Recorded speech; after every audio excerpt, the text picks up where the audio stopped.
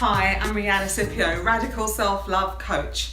I'm a former BBC journalist and also the former founder of Imagine Transformational Living in Brentwood, Los Angeles, a brick and mortar business where women from all over the world came to heal and recover, bring themselves into alignment with their true divine self. And so now I get to do that one-to-one, and I've worked with women like the daughter of a very famous senator and also a spy, would you believe it? I didn't actually believe it was true until I looked her up and it was true. So before we get into the meat and potatoes here, I want to invite you to click the download button below for my free guide, The Quick Start to Radical Self-Love.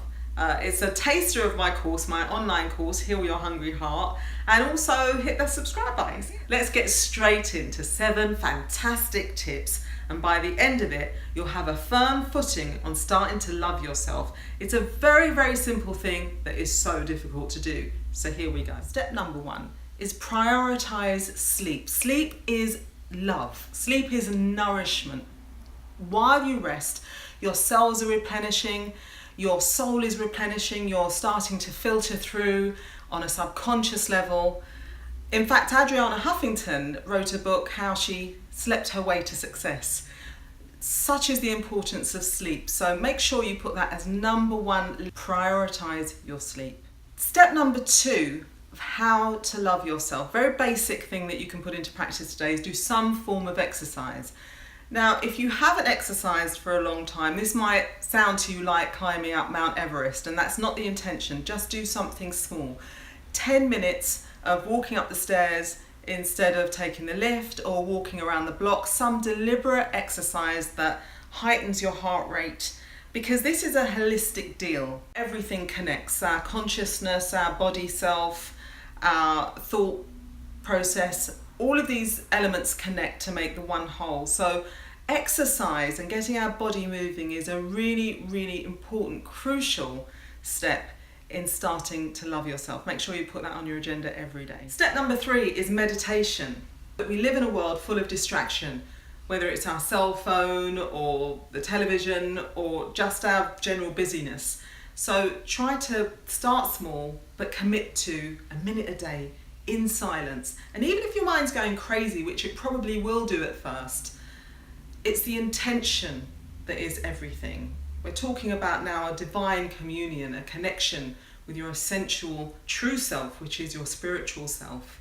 And so the intention goes a long way, even if you feel that you haven't really stilled your mind, even if you're thinking about doing the shopping or what's happening tomorrow or why your boyfriend or why your boo hasn't texted in the last 10 minutes. Just set that intention, set your clock, make sure it's at least 60 seconds of stillness every day. Step 4, gratitude. Now, I cannot tell you that I do gratitude lists. I just don't. I would like to tell you that I do, but I don't. I've never done that. But what I do when it comes to expressing gratitude is to bring consciousness to whatever I'm doing a few times a day. And that might mean I'm driving along in my car and I say, thank you God for my health. Thank you for this sunlight. Thank you that, my children are safe and well. But I always bring some kind of gratitude, and that might be something more formal for you as a gratitude list, and we can go into that a little bit later on, because I know a lot of people find gratitude lists very useful. Step number 5. I was walking down the road the other day and somebody came up to me and said, "You're a vegan." And I said, "How do you know?" And they said, "It's just your energy. You have a really pure energy, and it really does lift your energy. You start to become far more intuitive, far more finely tuned, far more perceptive, far more in touch with yourself when you're not taking in the toxins and the fear and the trauma and the journey and the ill intent that has delivered your food to your plate." So that, I digressed a little bit there, but the one thing I want you to take away with this step is to fill yourself with nutrient-dense food. It is a radical act of self-love. Number 6, now this is my favorite one, set boundaries. It's a really difficult one if you have never set a boundary before. If you feel like you're a bit of an emotional doormat or a slave to your job, this is the place you should be, and this is the place you should start. What do we mean when we say set boundaries? So perhaps you could make a note of 3 different wishes that you have for the way that you show up in the world and the way that you want others to treat you. I give you an example. I had to set a boundary with somebody who I really, really adore just this week, on Sunday actually, and because he was speaking to me in a way that's not acceptable to me. Today I speak to people kindly and I speak to people with love, and that's not what I felt that I was getting. So I set a very, very firm boundary. I'm not saying that it's easy. It's not easy, especially to begin with. Don't be harsh on yourself if you blur a boundary, and also make sure that you watch out for your emotional hangover afterwards, because when you set a boundary and you keep it, it always feels strange doing something new. But this is where you are building the emotional muscle. This is where you are literally changing the way that you show up in the world and the way the world relates to you. So it's a really, really important one. Maybe you could pop a comment in the box below. I'd love to hear from you about any boundaries that you might have set and how it is making sure that you stick to them. And last on the list, this is tip number 7, play. Play, play, play. It's such a wonderful thing.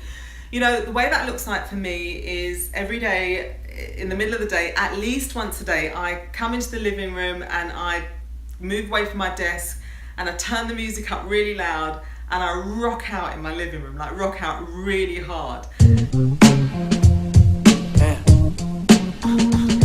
It's a celebration. It's a celebration that we're here, and it's also an act of confidence of the bliss that is to come, the beauty that is to come.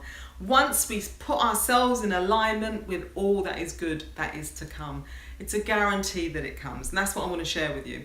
So make sure that you put fun and play, and also the other thing about play is some of my most inspired ideas have come when I'm not sitting there with a pen and paper, gritting my teeth and getting really tense trying to find out the answer to a problem. Sometimes my most inspired moments come when I am just playing, when I'm just free-forming and free-flowing.